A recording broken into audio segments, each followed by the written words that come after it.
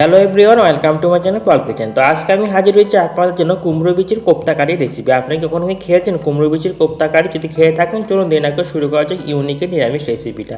তো এই যে দেখতে পাচ্ছেন কুমড়ো বিচিগুলো দেখতে পাচ্ছেন, এগুলো থেকে আস্তে আস্তে কিন্তু আমরা কুমড়ো বিচির উপরে খোসাটা ছড়িয়ে নিয়ে ভিতরে শ্বাসটাকে বের করে নিচ্ছি।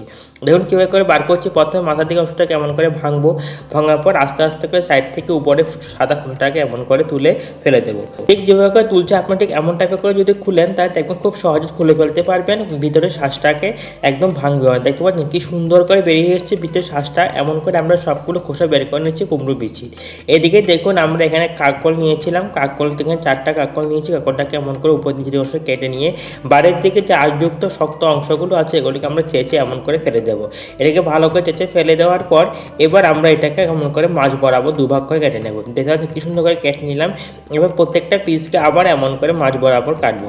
তাহলে কি হবে, যেটা যেরকম সূর্যটা সেরকমভাবে কাটতে হয়, তা না হলে কিন্তু খেতে একদম ভালো লাগে না। এভাবে দেখুন এবার প্রত্যেকটা পিসকে আবার এমন করে মাছ বরাবর কাটলাম, আবার এই পিসটাকে এমন করে মাছ বরাবর কাটলাম।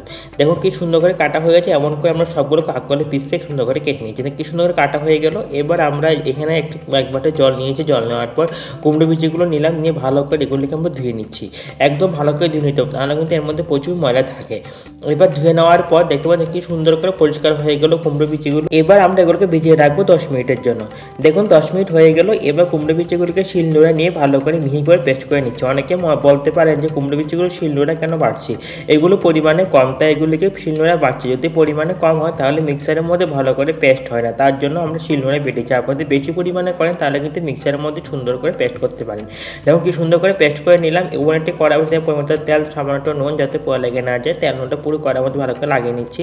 গরম হয়ে গেল। এবার আমরা ডুবো ডুবো করে কেটে রাখা আলুগুলোকে ভালো করে সিদ্ধ করে নিচ্ছি। সিদ্ধ করে রাখা আলুগুলো আমরা তেলের মধ্যে দিলাম, দিচ্ছি সামান্য নুন আর হলুদ গুঁড়ো দিয়ে সব করে ভালো করে মিক্স করে নিলাম। দেখুন কি সুন্দর 2-3 মিনিটের মধ্যে হালকা লালচে রঙে ভাজা হয়ে গেছে। আলুগুলিকে লাল করে যদি এমন করে ভাজেন তাহলে খেতে খুব দারুণ লাগবে। ভেজে রাখা আলুগুলো নামিয়ে নিলাম। এবার আমরা ওভেনে একটি কড়াই বসিয়ে তেল নুন দিয়ে তেলটা গরম হয়ে গেল। এবার দিলাম কাককল, দিচ্ছি সামান্য একটু হলুদ গুঁড়ো দিয়ে কাককলগুলিকে একটু হালকা লালচে করে আমরা ভেজে নেব। ঢেকে দেবো এটাকে 10 মিনিট জন্য। 10 মিনিট দেখুন 10 মিনিট হয়ে গেল। এবার কি সুন্দর করে ভাজা হয়ে গেছে, সিদ্ধ হয়ে গেছে। ভেজে রাখা কাককলগুলোকে নামিয়ে নিচ্ছি। কাককলগুলোকে যদি এমন করে না ভাজেন কাককলটা কাঁচা কোনো থেকে যায়, খেতে ভালো লাগে না। নিয়ে নিলাম পরিমাণ মতো এখানে চালের গুঁড়ো, দিচ্ছি একটু নুন, হলুদ আর লঙ্কা বাটা দিয়ে দিচ্ছি। পেস্ট করে রাখা কুমড়ো বিচি পেস্টটা দিয়ে চালের গুঁড়োর সঙ্গে ভালো করে মিহি করে একটা পেস্ট তৈরি করে নেবো। কিন্তু এক্সট্রা জল দেবো না, কুমড়ো বিচি জলটা আছে ওই জলটা দিয়ে সুন্দর করে মিহি করে পেস্ট করা হয়ে যাবে। এবং পেস্ট করা হয়ে গেল। এবার আমরা ওভেনে একটি কড়া বসিয়ে দিলাম, পরিমাণ তেলটা গরম হয়ে গেছে। ওই পেস্টটাকে একে একে আমরা কোপ্তার শেপে তেলের মধ্যে দিয়ে দিচ্ছি। দেখুন এগুলো এক পিঠ হয়ে গেছে, উল্টে দিচ্ছি। এমন করে উল্টে পাল্টে লাল করে আমরা কোপ্তাগুলিকে ভেজে নিচ্ছি। এদিকে দেখুন 2-3 মিনিটের মধ্যে কি সুন্দর লালচে রঙে ভাজা হয়ে গেল কোপ্তাগুলো। এবার আমরা নামিয়ে নেব। এমন করে বাকি কোপ্তাগুলিকেও আমরা তেলের মধ্যে এমন করে ভেজে নিচ্ছি। এদিকে দেখুন আমরা ওভেনটি কড়া বসিয়ে দিলাম, পরে তেল, 2টো শুকনো লঙ্কা, তেজপাতা, 5 ফোড়ন দিয়ে ফোনটাকে একটু হালকা আঁচে করে আমরা ভেজে নেব। তো ফোনটা আঁচে ভাজা হয়ে গেছে। চামচ জিরের গুঁড়ো দিয়ে দিচ্ছি এখানে 2 চামচের মতো লঙ্কা বাটা, আর দিয়ে দিচ্ছি 1 চামচের মতো ধনের গুঁড়ো, দিয়ে দিচ্ছি এখানে 1 চামচ লঙ্কা গুঁড়ো, আর দিয়ে দিচ্ছি এখানে 1/2 চামচের মতো হলুদ গুঁড়ো। এবার আমরা লঙ্কা বাটার পর লঙ্কার যে বাটিটা আছে বাটিটা দিয়ে দিলাম সামান্য একটু জল, জলটা দিয়ে সব ভালো। এবার আমরা পেস্ট করে রাখা মশলা দিলাম, আদা বাটা, লঙ্কা বাটা, জিরে গুঁড়ো দিয়ে মশলা বানিয়েছিলাম দিলাম, দিয়ে কন্টিনিউ থেকে মশলা কি সুন্দর করে কষে গেছে। দিয়ে দিচ্ছি 1 চামচের মতো সাম্বার মশলা, আপনার এর পরিবর্তে গরম মশলাও দিতে পারেন। দিয়ে মশলাগুলো ভালো করে আমরা কষিয়ে নিলাম। দিচ্ছি ভেজে রাখা কাককলগুলো দিয়ে কাককলগুলোকে মশলা কিন্তু ভালো করে আমরা কষিয়ে নিচ্ছি। দেখুন কাককগুলো মোটামুটি কষে এসেছে। দিচ্ছি ভেজে রাখা আলুগুলো কাককগুলো সবগুলো সঙ্গে ভালো করে আমরা মিক্স করে কষিয়ে নিচ্ছি। নিরামিষ সবজি যত ভালো করে কষাবেন তত খেতে ভালো লাগবে। দিচ্ছি পরিমাণ মতো গ্রেভি তৈরি করার জন্য জল, আপনাদের মতো জল দেবেন, আমি আমার পরিমাণ মতো জল দিলাম।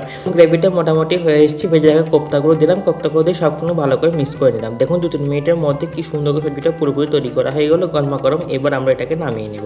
তো তৈরি করা গরমা গরম রেসিপি। তো এই রেসিপিটা নিরামিষ যদি একবার তৈরি করে খান না, এত ভালো লাগবে খেতে, বারবার খেতে ইচ্ছে করবে। তো আপনাকে তো অবশ্যই রেসিপিটা ট্রাই করবেন। কেমন হচ্ছে অবশ্যই কমেন্ট বক্সে লিখে জানাবেন।